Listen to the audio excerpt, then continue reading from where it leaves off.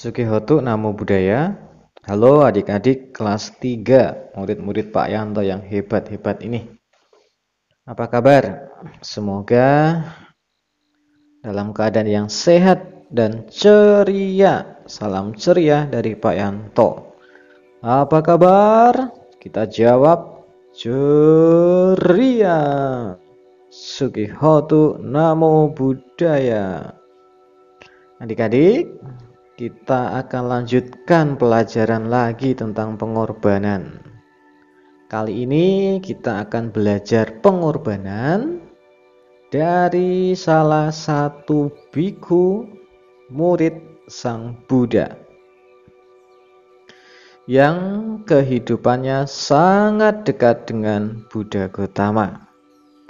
Sejak masih sebagai pangeran, berlanjut sampai menjadi Buddha. Tapi sebelum itu, marilah kita untuk belajar damai dengan bermeditasi. Bernafaslah 3 kali yang dalam, seiring bunyi bel 3 kali juga. Mari kita mulai.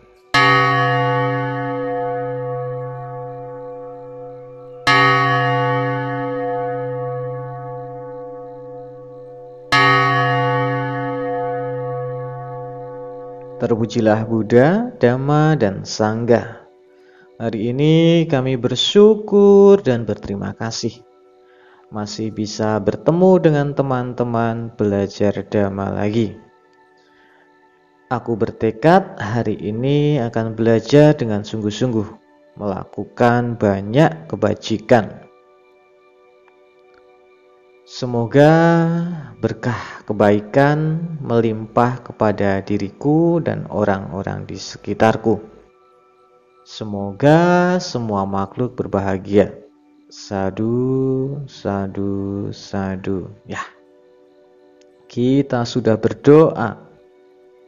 Lebih tenang, lebih damai, dan siap untuk belajar.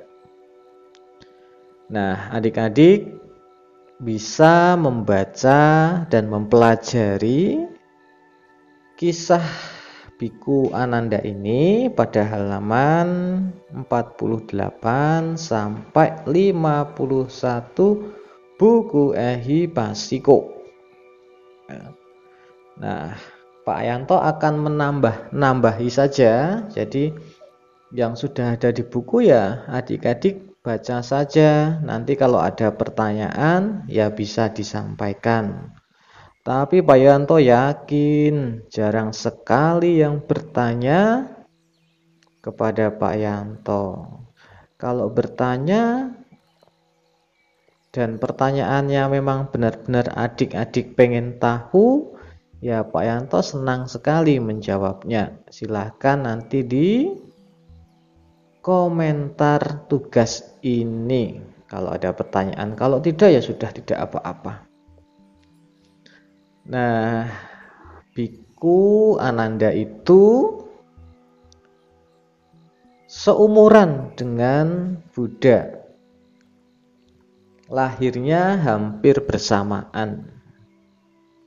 Jadi waktu anak-anak mereka juga bermain bersama karena masih saudara sepupu juga.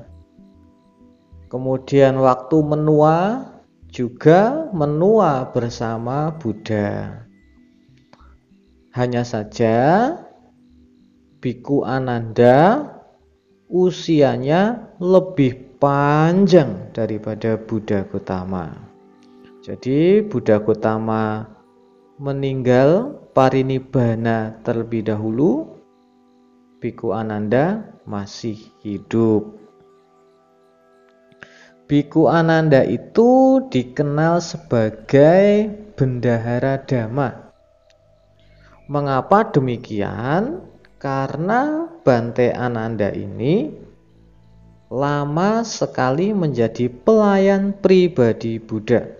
25 tahun menjadi pelayan pribadi Buddha.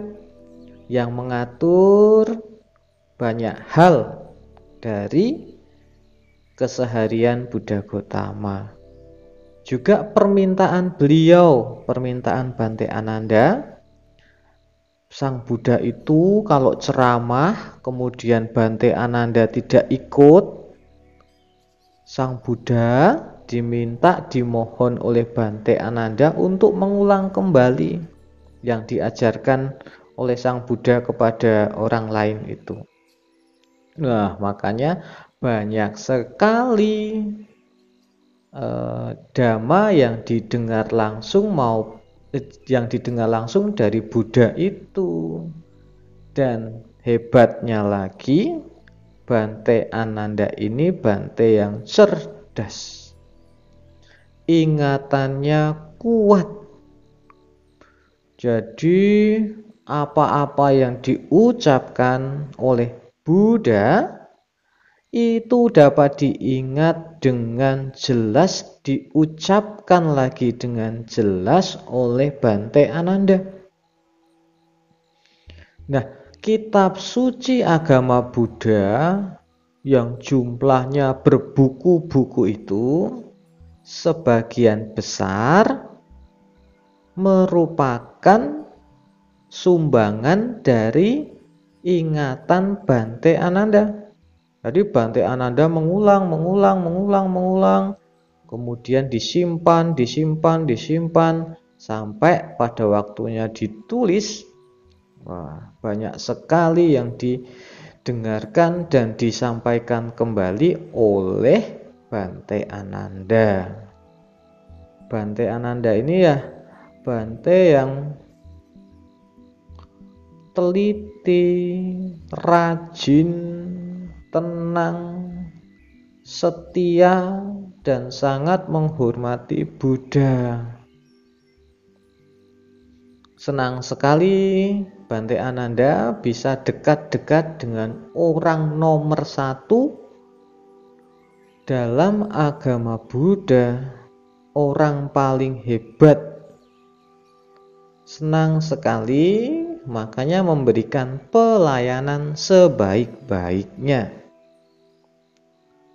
Kita bisa mencontoh sikap dari Bante Ananda ini yang selalu setia dan melayani segala kebutuhan Buddha sebaik-baiknya. Nah, kalau di buku itu ada contoh-contohnya. Rela menghadang gajah. Kemudian kalau ada biku yang sakit, Bante Ananda siap untuk merawat, membantu. Kemudian melayani umat-umat yang datang untuk bertemu dengan Buddha, mengatur jadwalnya Sang Buddha. Nah, Bante Ananda ini menjadi teladan untuk kita. Kalau tidak bisa melakukan lebih, paling tidak kita tidak merepotkan orang lain. Nah, itu salah satu yang bisa kita pelajari dari Bante Ananda. Nah, tetapi kan kita ini belajar, banyak pengetahuannya, apalagi nanti kalau adik-adik melanjutkan ke SMP, SMA, kemudian kuliahnya bisa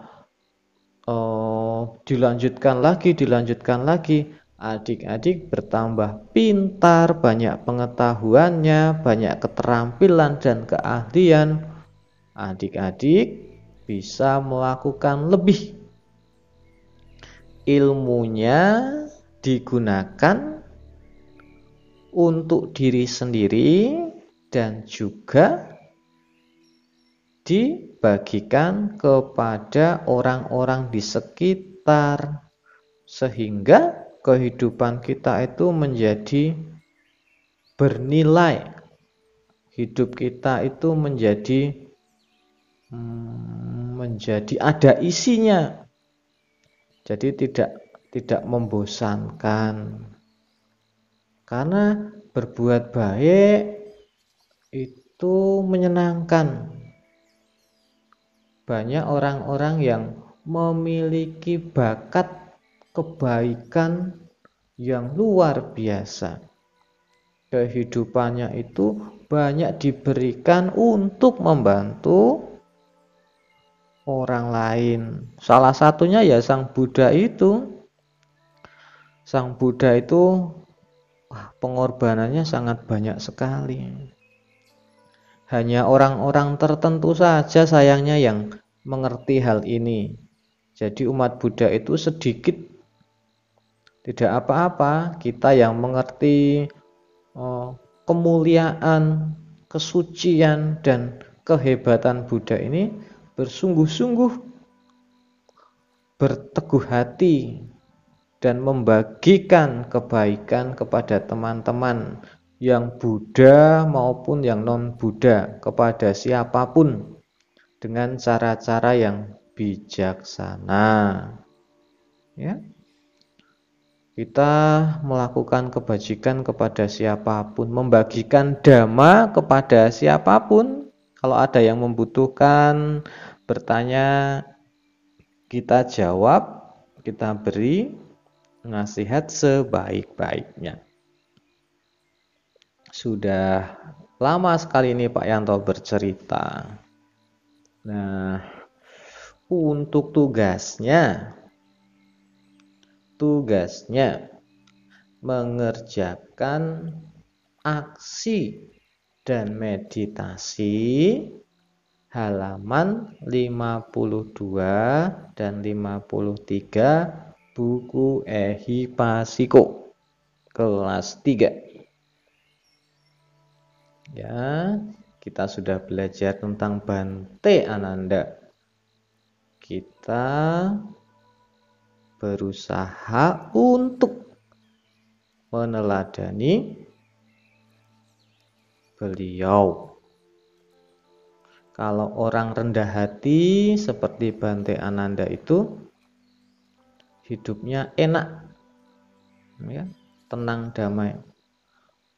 Rendah hati tapi pinter, bukan rendah hati tapi bodoh, ya. Rendah hati tapi banyak pengetahuannya. Kita contoh Bante Ananda. Oke, selamat belajar adik-adik, selamat mengerjakan tugas-tugas yang diberikan para guru-guru, selamat bermain di rumah, bersenang-senang di rumah, berbakti kepada papa mama di rumah. Pak Yanto berdoa yang terbaik untuk adik-adik semua dan keluarga. Sampai jumpa lagi. Sabe sata bawantuk sukitata. Semoga semua makhluk berbahagia. Sadu, sadu, sadu.